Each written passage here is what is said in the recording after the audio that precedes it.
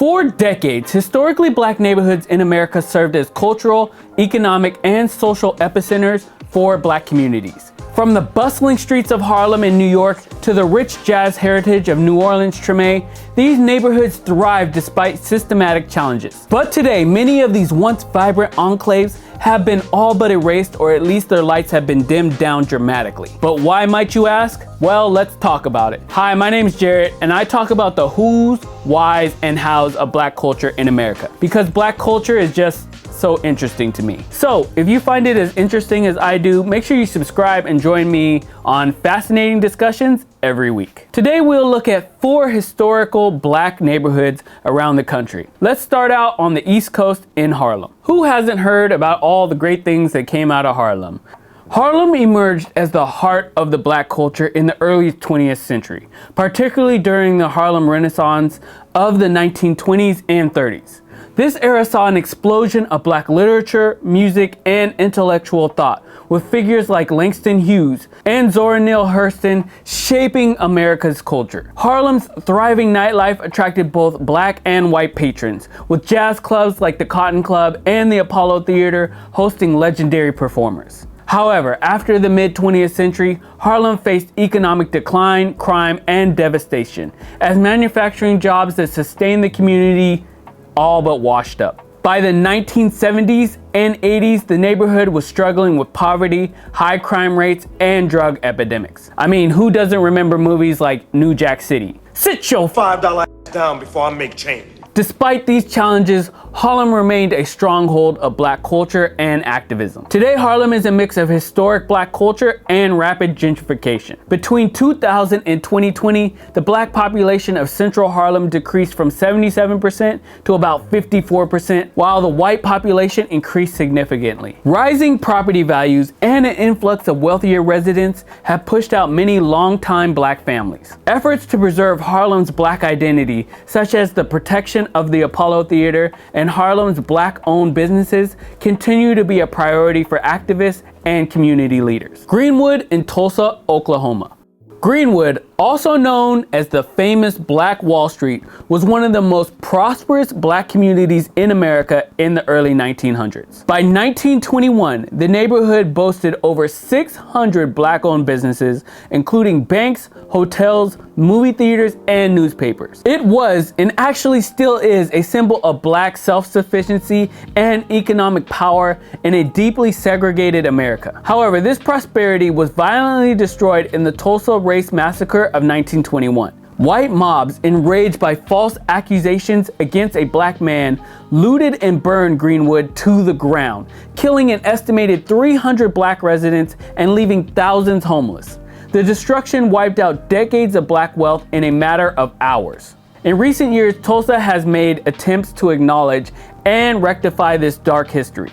The Greenwood Rising History Center was established to educate visitors about the massacre, and reparations discussions continue. If you want to see another video that we did on reparations, I'll leave a link below. Everyone else in this country has gotten reparations in one way or another. There's one group of people that were left out. However, economic disparities obviously remain.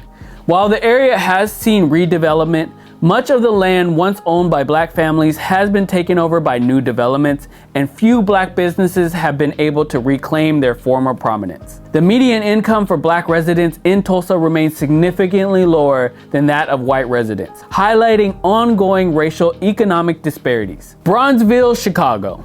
Brownsville was a major hub for black migration from the South during the early to mid 20th century. As part of the Great Migration, thousands of black Americans moved to Chicago seeking better economic opportunities and escape from Jim Crow laws. Brownsville became a center of black life, home to artists, musicians, and activists. It was known for its rich art scene, thriving businesses, and institutions such as the Chicago Defender newspaper, which played a key role in the civil rights movement. Within decades, however, systematic racism in housing policies and economic discrimination led to struggles for the neighborhood. The construction of public housing projects such as the Robert Taylor homes, initially provided affordable housing, but eventually contributed to economic isolation and crime due to underfunding and neglect. If you haven't watched our video on why Chicago is the most segregated big city in America, do that after this video. It's basically a deep dive into how Chicago became the way it is now. Again, by the 1970s and 80s, economic decline, segregation, and disinvestment led to hardships for the neighborhood. It seems like America was really unhappy after the civil rights movement. A lot of bad things happened after the late 60s.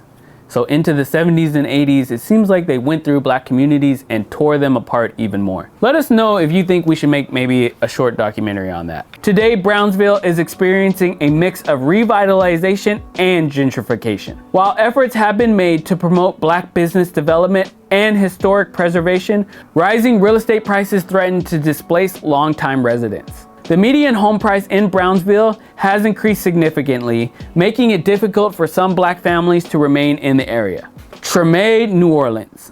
Treme is one of the oldest black neighborhoods in America and the birthplace of jazz. It was a center of black resistance, culture, and business, home to free black residents even during slavery.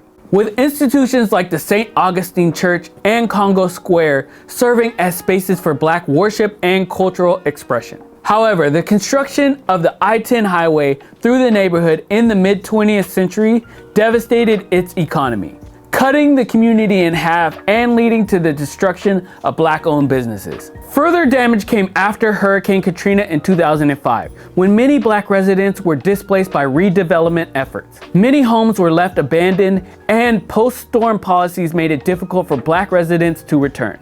Today, Treme remains culturally significant, with landmarks like Congo Square and the Backstreet Cultural Museum preserving its legacy. But gentrification continues to alter its demographic makeup. Before Katrina, Treme was around 75% black. Today, the number has dropped to around 53% as wealthier, often white newcomers move into the area. Property values have skyrocketed, making it difficult for some longtime residents to stay. While cultural preservation efforts continue, the fight against displacement remains a challenge. The story of America's historically black neighborhoods is one of resilience and struggle. While many have faced erasure, the legacy of these communities lives on through their impact on American culture, music, business, and civil rights. Moving forward, the challenge remains. How can these historic spaces be preserved while ensuring that the people who built them are not forced out or forgotten?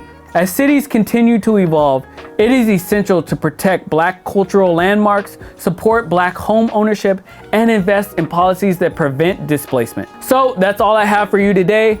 I hope you learned something like I did. Don't forget to subscribe, like, and share, and I will see you on the next video.